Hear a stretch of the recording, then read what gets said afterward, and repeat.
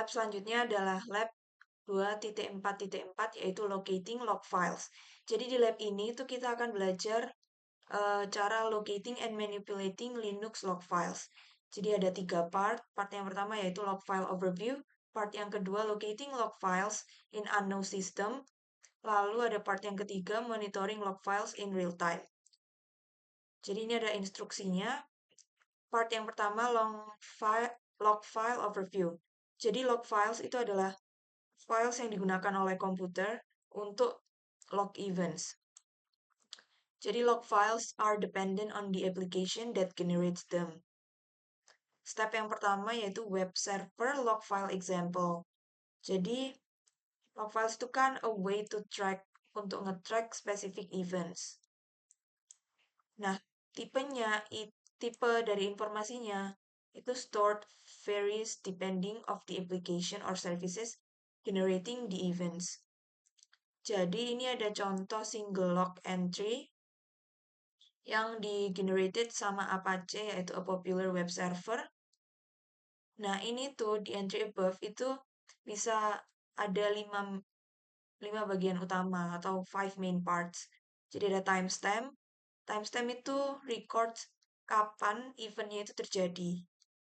Jadi kayak ini, itu Wednesday March 22 tahun 2017 ini adalah timestampnya.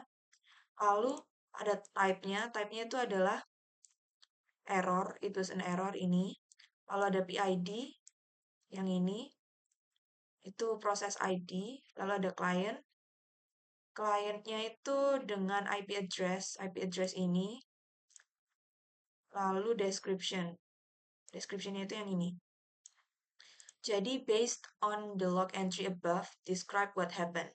Jadi pada hari Rabu tanggal 22 Maret jam 11:23 tahun 2017, klien dengan IP address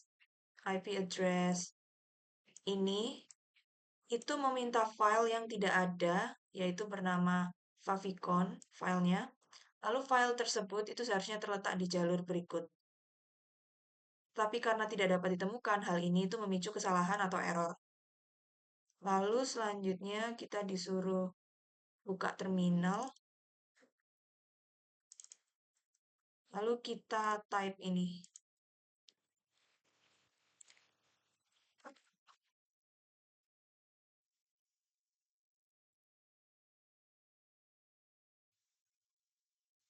Kita enter, nanti akan muncul seperti ini.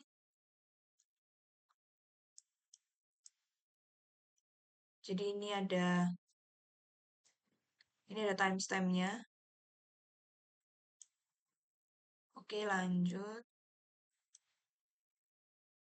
Nah, is the output above still considered a web transaction? Explain why the output of the get command is in a different format than the single entry shown in item A. Jadi, formatnya itu berbeda karena layanan dikonfigurasi untuk mencatat bidang berbeda dalam urutan yang berbeda. Lalu step 2, operating system log file example. Jadi any software can keep log files including the operating system itself.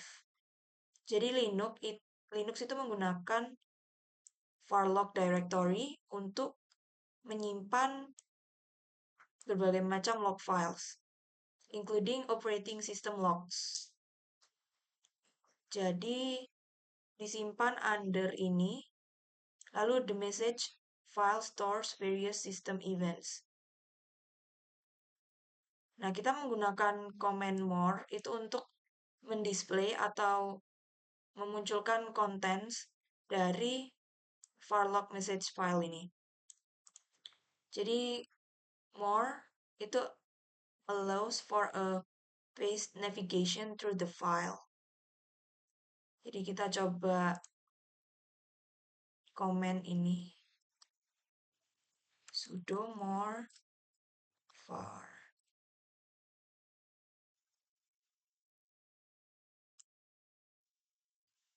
Oke, jadi kalau kita type atau kita komen sesuai yang ini, itu keterangannya muncul no such file or directory. Tapi kalau kita type seperti ini,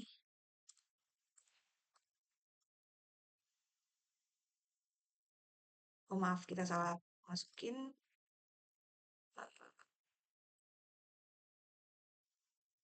syslog harusnya. Nah, dia akan muncul walaupun sedikit berbeda, tapi dia sama. Jadi, nah, notice that the events listed above are very different from the web server's events. Karena operating system sendiri itu generating this log. All recorded events are in relation to the OS itself. Jadi untuk keluar dari komen yang ini, itu kan komen promptnya hilang di sini. Jadi kita bisa klik ctrl-c buat ngembaliin komen promptnya. Lalu, can you find evidence of that in the log entries shown above? If so, in what lines? Explain. Jadi, kalau kita lihat dari yang ada di sini, itu kan ada link down, link up. Nah, jadi link down, link up ini artinya terjadi fluktuasi jaringan, jadi kayak naik turun gitu. Makanya jaringan atau internetnya itu melambat melambat pada 19 Mei sekitar pukul 4.20. Jadi sekitar pukul 4.20 itu artinya bisa 4.19 atau 4.21. Nah, itu link down, link up itu terjadi flapping. Jadi ini jawabannya pada 19 Mei 4.19 sampai 4.21 itu network card-nya lagi flapping. Nah, switching from link up to link down quickly. Jadi the log entries clearly confirm the user report. Lalu selanjutnya ada part yang kedua yaitu locating log files in unknown system. Jadi VMware atau the security workstation itu includes Nginx. Jadi ini tuh adalah a lightweight web server. Lalu kita diminta untuk melihat manual page-nya dari Nginx, yaitu dengan cara man Nginx. Nah, jadi ini ada manualnya. Nah, kita perlu scroll down the page to locate the Nginx logging section. Jadi kita perlu scroll. Nah, ini ada debugging log. Ini to enable a debugging log, reconfigure Nginx to build with debugging. Nah, manual page ini juga ada informasi mengenai file yang digunakan oleh Nginx. Jadi kita scroll lagi ke bawah untuk melihat files. Nah, itu yang ini. Jadi output di atas itu membantu kita untuk conclude that Nginx itu supports logging and that it can save to log files. Jadi before looking for Nginx file, use the ps and the grep commands to ensure Nginx is running in the VM. Jadi kita menggunakan command ps sama grep untuk memastikan kalau Nginx itu lagi sedang berjalan. Jadi di sini kita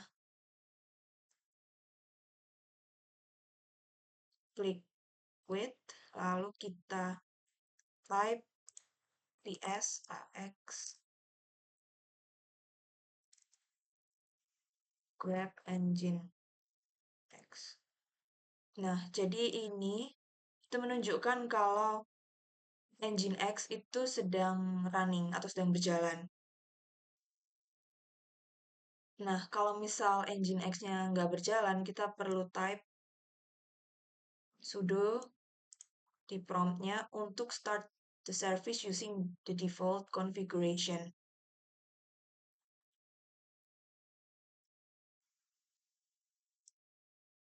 Jadi kita bisa coba type sudo bin. Oke. If you need to restart Nginx, you can kill the service by using the sudo pkill nginx command. To start Nginx with the custom configuration from a previous lab, run the following command. Jadi kita perlu lagi type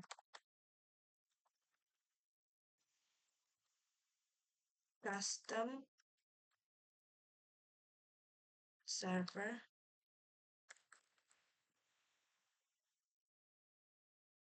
Oke, jadi kita bisa tes servernya itu by opening a web browser. Jadi ini kita close dulu. Jadi kita bisa tes the server itu dengan membuka web browsernya.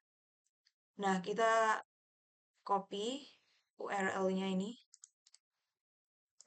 Lalu kita, nah, congratulations, jadi Nginx-nya itu uh,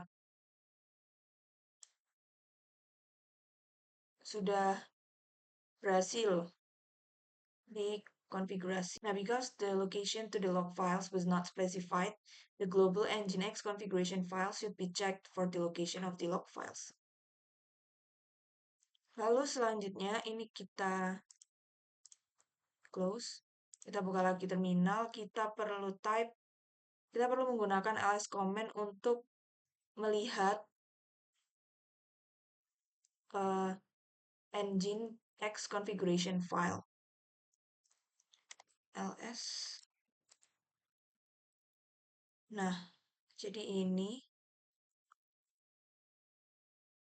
Lalu kita perlu mencari Nginx-nya itu yang ada di mana. Jadi ini ada Nginx-nya. Oke, selanjutnya notice the Nginx folder under etc in the output above. Kita menggunakan ls command again untuk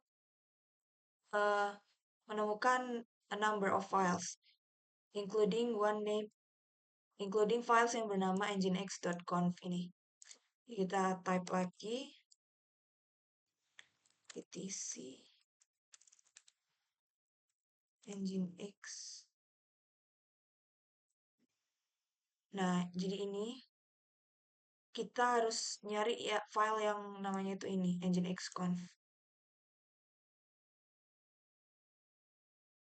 Itu yang ini, ada ya. Oke, selanjutnya kita menggunakan get command itu untuk ngelis semua konten atau isi yang ada di file yang bernama nginx.conf ini. Jadi kita juga bisa menggunakan more or less to view the file and nano or skyde to edit it. Jadi kita type lagi di sini.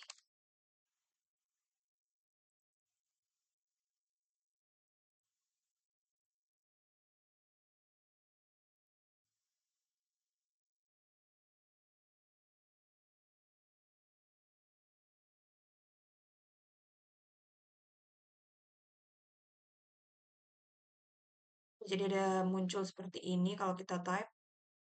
Lalu ini ada notes-nya.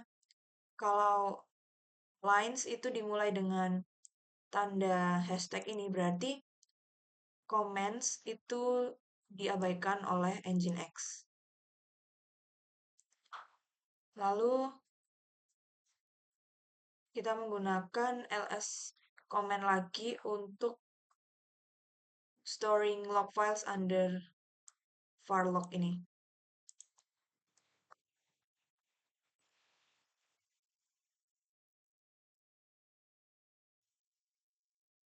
Oke, jadi munculnya seperti ini. Lalu di sini kita bisa menemukan yang nginx sama nginx log stash.log yang ini ada dua.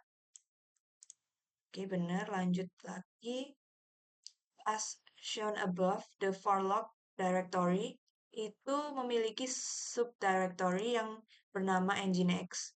Jadi kita menggunakan ls command lagi untuk ngelist konten yang ada di Farlock Nginx.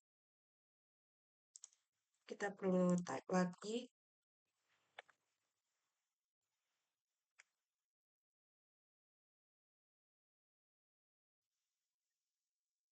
Oke, munculnya seperti ini.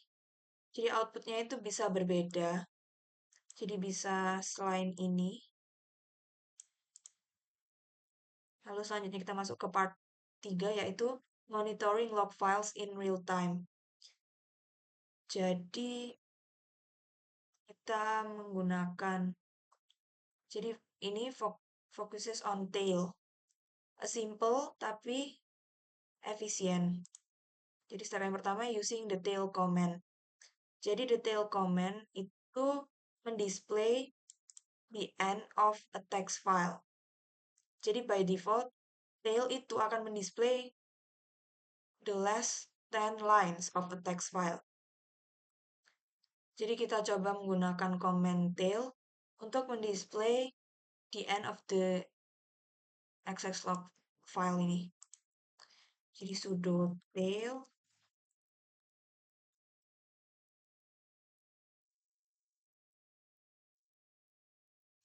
enter. Muncul seperti ini.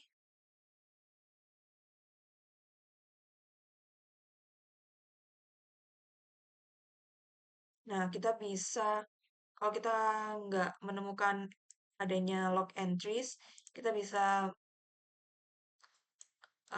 navigate ini di web browser dan di refresh a few time.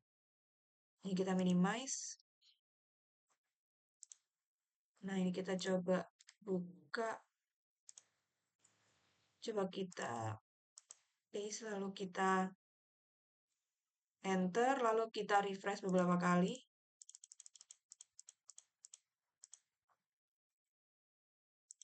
Kita klik lagi di terminal.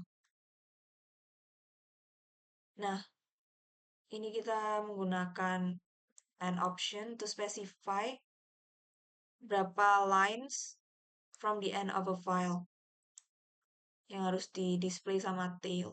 Jadi kita klik.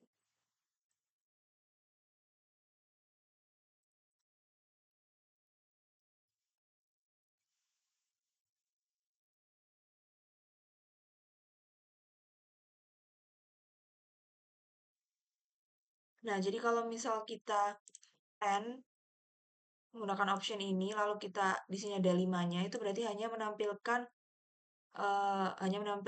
5 lines. Jadi ini ada 1, 2, 3, 4, 5. Nah, jadi di sini juga ada 1, 2, 3, 4, 5. Nah, kita bisa menggunakan tail command dengan F option untuk monitor the Nginx access log in real time. Kita coba type sudo tail ini, lalu kita enter. Nanti dia akan muncul seperti ini, lalu kita coba, karena ini kan tadi untuk ngecek secara real time. Jadi kita coba buka web browsernya. Nah, coba kita buka web browser, kita minimize dulu. Jadi kalau di sini kita refresh, nah ini dia akan di bawah sini dia akan menunjukkan real time-nya kapan waktunya kita refresh. Jadi misal ini 04 ya. Jadi kalau kita refresh lagi, nah dia akan muncul secara real time. Kita minimize. Jadi your access log file itu bisa kosong due to log rotation. Nah, selanjutnya with tail yang sedang berjalan on the terminal window. Nah, ini tadi kan waktu kita cek kalau tailnya itu berjalan secara real time.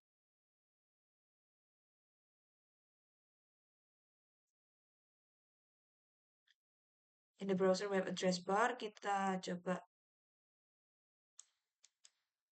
copy ini, lalu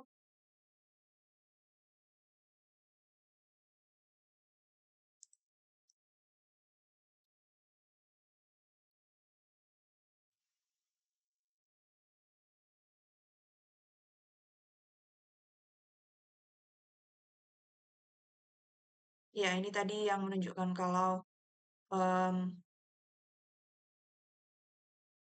berjalan secara real time. Jadi because tail itu sedang berjalan, it should display the new entry at the bottom of the terminal window.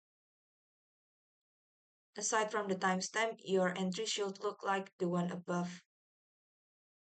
Jadi Firefox itu menyimpan pages in cache for future use. Untuk menyelesaikan to end the tail monitoring session, kita klik ctrl-c untuk mengembalikan komen promptnya. Lalu step yang kedua ada bonus tool, yaitu journal CTL. Jadi di sini kita coba melihat manual page-nya journal CTL. Nah, jadi journal CTL itu digunakan untuk query the contents of the system journal as written by system. If called without parameters, it will show the full contents of the journal, starting with the oldest entry collected. Oke, jadi di sini kita coba.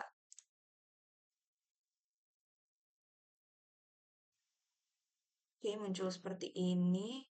Nah, di sini ada tulisannya hint, ini kan.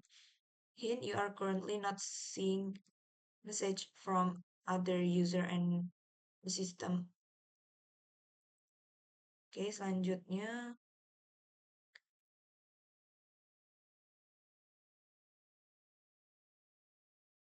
Jadi, timestamps-nya itu akan berbeda dari sistem satu dan sistem yang lain. Jadi Journal CTL itu includes a number of functionalities seperti page scrolling, color-coded messages, and more. Oke, untuk keluar dari Journal CTL ini kita bisa press key. Oke, nanti komen promptnya akan kembali. Nah, hint message provided by Journal CTL. Jadi message ini itu mengingatkan kalau analyst itu adalah regular user and not a member of either the ADM system, journal, or will groups. Okay, how can you run journal CTL and see all log entries? Jadi dengan type, dengan comment sudo journal CTL. Journal CTL itu includes option to help in filtering the output. Jadi Journal CTL itu membantu filter outputnya dengan menggunakan B option ini. Sudo journal CTL.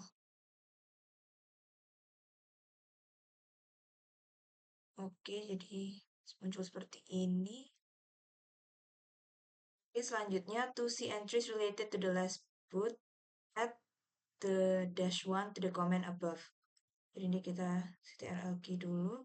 Lalu kita klik sudo journal CTL. Nah, kalau kita type yang -2, itu tulisannya not available, no such boot ID in journal. Tapi kalau coba kita ganti duanya itu jadi 1. Nah, dia akan muncul. Oke, selanjutnya kita menggunakan list boots option untuk ngelist boots yang sebelumnya. Previous boots. Jadi sudo journal CTL.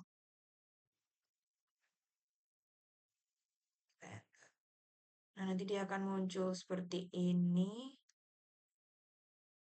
Lalu kita bisa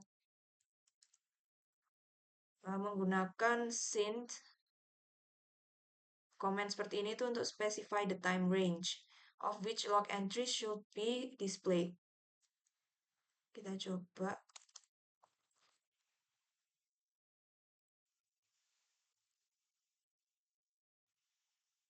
Jadi kita bisa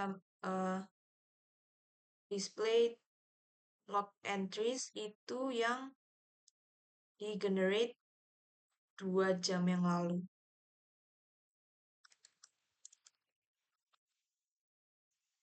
Nah, jadi ini uh, log entries yang dibuat 2 jam yang lalu.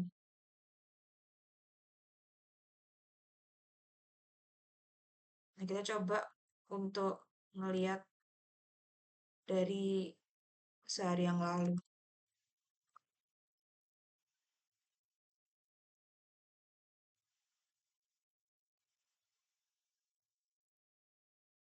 Oke, ini muncul sehari yang lalu. Lalu selanjutnya, Journal CTL also allows for displaying log entries related to a specific service. Jadi kalau kita mau mendisplay log entries yang spesifik service-nya, itu kita menggunakan U option. Oke, kita coba.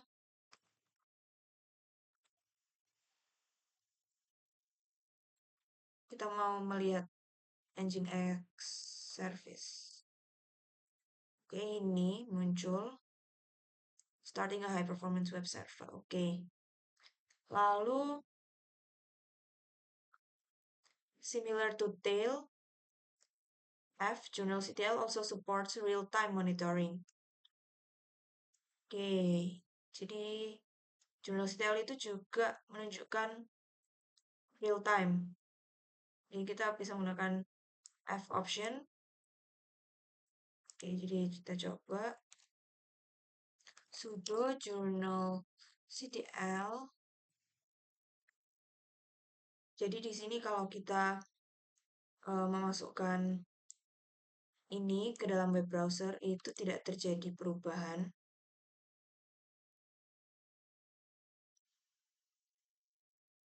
Oke, selanjutnya kita ke reflection. Jadi log files itu extremely important for troubleshooting. Jadi it is important to understand when specific events took place. In addition to that, events from different sources are often analyzed at the same time. Jadi sekian dari saya mengerjakan lab locating log files. Terima kasih.